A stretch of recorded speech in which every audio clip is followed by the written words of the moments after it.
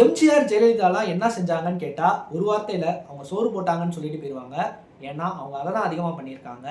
ஆனா, கலைஞர் அப்படி கிடையாது. பல துறைகள உருவாக்கி, பல சட்டங்கள உருவாக்கி, சமூக பொருளாதார முன்னேற்றத்துக்காகவே வழிவகுத்தாரு. அத ஒரு வார்த்தையில நம்ம சொல்லிட்டு போ முடியாது. இன்னைக்கு கலைஞர பத்தி பல அவதூறுகள பரப்புறது யாருன்னு பார்த்துக்கிட்டீங்கன்னா, பெருமளவு அவரோட நலத்திட்டங்களால படிச்சு பலனடைஞ்ச பட்டதாரிகள் தான்.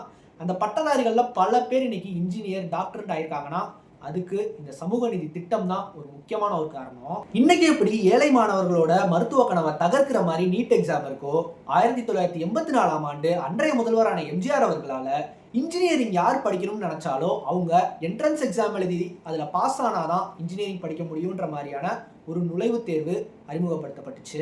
இப்படி தொடர்ச்சியா நுழைவுத் தேர்வு நடைமுறைன்றது தொடர்ந்து இருந்துட்டு இருக்கும்போது 2005ஆம் ஆண்டு அம்மையார் ஜெயலலிதா அவர்கள் முதல்வராக இருந்தபோது எந்தவித விதிகளையும் பின்பற்றாம அவசர சட்டத்தின் மூலமா இந்த நுழைவுத் தேர்வை ரத்து பண்றாங்க. இந்த ரத்து நடவடிக்கையை எதிர்த்து தொடுக்கப்பட்ட வழக்கின் பேர்ல நீதிபதியோட தீர்ப்பானது அவசர சட்டம் செல்லாதுன்ற மாதிரியான ஒரு தீர்ப்பா அமைஞ்சிச்சு.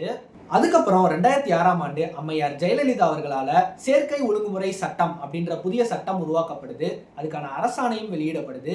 இதை எதிர்த்தும் வழக்கு தொடரப்படும் போது நீதிபதிகளின் தீர்ப்பானது மாநில அரசுக்கு ஒரு சட்டம் இயற்றதுக்கான அதிகாரமே கிடையாதுன்ட்டு தீர்ப்பளிக்கப்படுது. இதற்கிடையில 2006ஆம் ஆண்டு ஆட்சி மாற்றம் நிகழுது. கலைஞர் கருணாநிதி அவர்கள் தமிழ்நாட்டின் முதல்வரா பதவியேற்கிறாரு.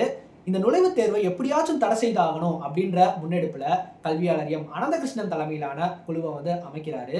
அந்த குழுவானது அறிக்கையை சமர்ப்பிக்கிறாங்க. அந்த அறிக்கையானது சட்டமன்றத்தில் தாக்கல் செய்யப்பட்டு அரசாணையா வெளியிடப்பட்டு ஆளுநரின் கையெழுத்தோட சட்டமா நடைமுறைப்படுத்தப்படுது. இந்த சட்டத்தை எதிர்த்து பல பிரைவேட் கோச்சிங் சென்டர்ஸ்லாம் வழக்கு தொடர்ந்தாங்க.